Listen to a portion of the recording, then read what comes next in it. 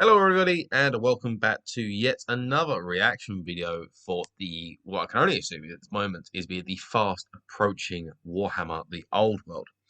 And as of today, which as a recording is the 18th of November, last night at around 3:30 in the morning, very early GMT, very early for us in the UK, there was the Warhammer World Championship going on over in America. I can't say for sure whereabouts in America it was, but they were going over in America, so that's why it's so early.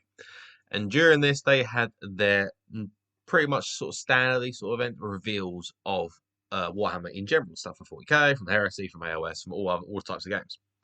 And as per usual, they had a Warhammer the Old World reveal, and I feel like this is going to be maybe one of the last model reveals until the actual game has been released in early 2024. And I do stress that because they did keep saying one of the first releases of 2024. Now, we've already discussed this beforehand.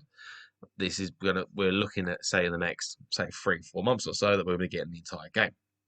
But last night at the reveal, they showed off some Tomb Kings. And now a lot of people were expecting the Tomb Kings reveal to be something akin to what the Bretonnia reveal was.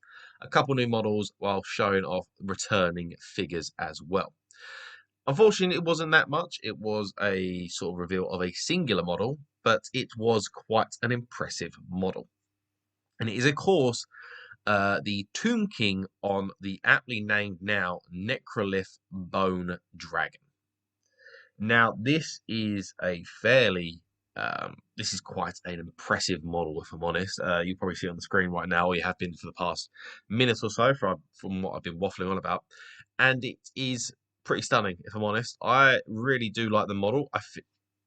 The actual bone giant itself is very Tomb King-y. It reminds me of the old Necrolith Colossuses or Bone Giants, to those in the know of the old name for them. And it's just very reminiscent of that. It's not got the animated construct feel of the Necro Sphinx or the Kemrian War Sphinx. It doesn't have that sort of marble effect. This is literally just a bone dragon. This is a dragon that has died in the desert and reanimated by the Lich Priests. And it's very, very cool. I do quite enjoy it. It's quite nice to see the Tomb Kings get an even more impressive centerpiece model for their armies. In the past, during the lifespan of 8th edition, the biggest models you can get were stuff such as I said, the Necrosphinx or the Kemri War Sphinx.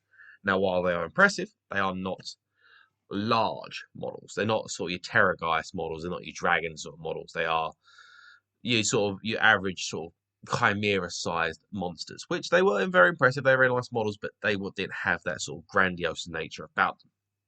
But now the Necrolith Bone Dragon has come along, and I think he has taken center stage in that regard. Now, in terms of the model itself, the model can be built to be a mount for a mighty, I believe they call them monarchs. I mean, they're called Tomb Kings. The actual model itself is not called a Tomb King as itself. I think they call them monarchs, which is interesting. Might be a little bit of a change to what you call them. I quite enjoy it. It's a bit of a change up to what it is. And I really do enjoy it. The model itself, as I already said, is grandiose. It's got the ancient Egyptian feel to it, which a lot of the old Tomb King models already did. But this has the crocodilian head of, I believe, now correct me if I'm wrong here, my Egyptian gods are knowledge is a bit hazy. I believe it might be Set.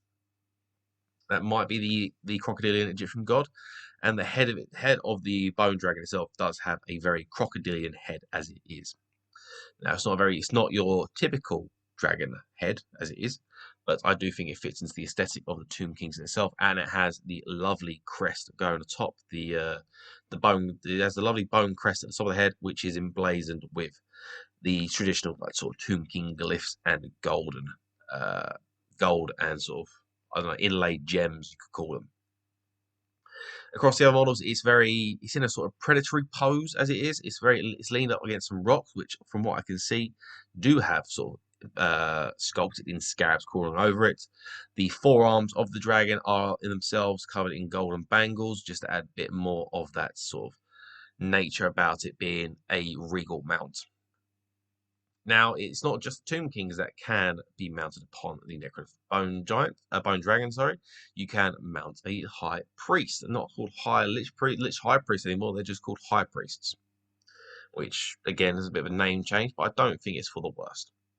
Now, the High Priest sort of, I don't know what to call it, you call it a nest, you call it a little throne sort of seat, is a lot different from what the Tomb Kings one is. The Tomb King one, I think, is a little bit, I don't want to say plain and boring, but it just doesn't have that sort of nature about it. Whereas the Lich Priest one, or the High Priest, sorry, is impressive to look at. It has a canopy, it has, from a look I can gather from behind him, it has a bunch of scales holding vital ingredients to some incantations.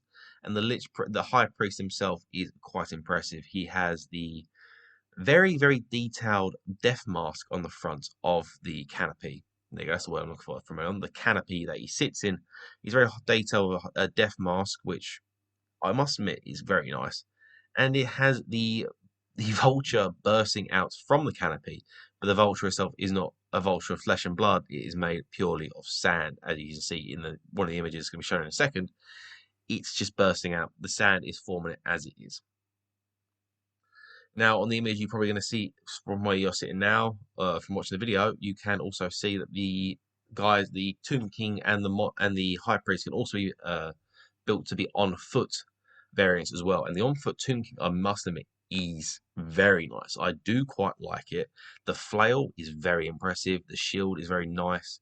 It's very regal in that sort of, it has that sort of dominating presence that all Tomb King should have. And I think it pairs nicely with the Tomb King model they revealed way back in April. Now, on some side, there's also the mummified cat that a lot of people apparently are going head over heels for at this point in time. Yeah, it's all right. The mummified cat is a bit weird. It's a bit gormless, but going from there, I don't think it's that bad. Now, something else I've noticed about the Bone Dragon itself, it does seem to be mounted upon a Terrorgeist base, or an Arachnarok base, since that did come before the Terrorgeist. Which I do think is quite good. It just shows that the biggest base that you're going to be doing for these sort of things is the Arachnarok / Terrorgeist base, which means all those people out there that do have Terrorgeist that were thinking, oh, it's going to be an absolute nightmare to have to rebase this thing if the base size changes. Congrats, it's not going to change at all. You get to keep it on your massive base, and you don't have to be worried about tearing all these spindly limbs and wings off. Now, the Bone Dragon does occupy quite a large portion of the base in itself.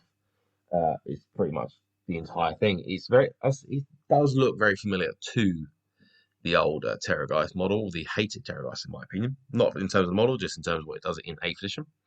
But it does occupy a lot of the base footprint. Sorry, which again just goes back to what I was saying earlier on. It's a very centerpiece model for any Tomb King army out there. Overall, I think it's a nice model. I think it's a very nice, lovely model. The Tomb King canopy the actual King's canopy could be a little bit more ornate. If I was going to build it, I'd probably do the death mask for the Tomb King, but I don't know if that'd be possible because the Tomb King is resting his hand on the front of it.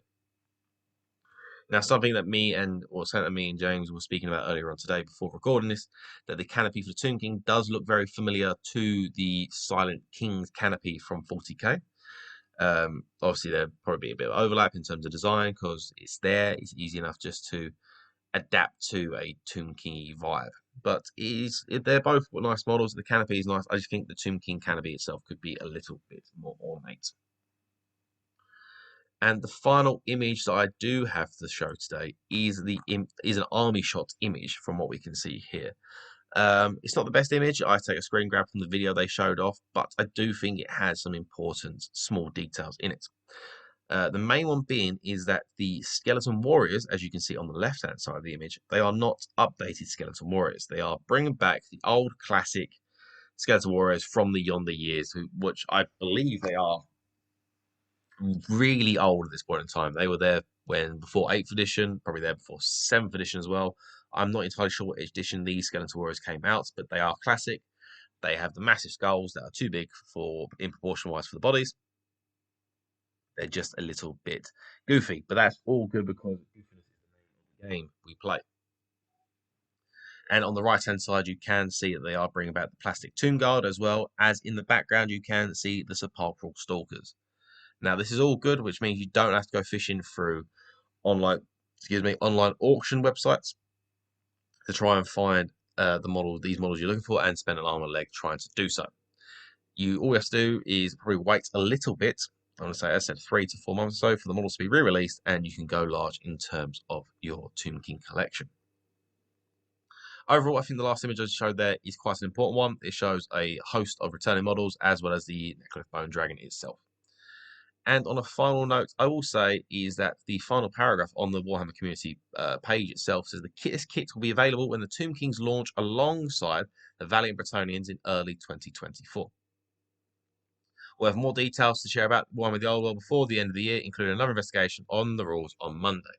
So that actually goes against what I said earlier on in terms of this being the last reveal for the Old World in terms of model-wise. We probably will get another one before the end of the year, as well as the almanacs. We've been getting them every Monday at 2 o'clock GMT.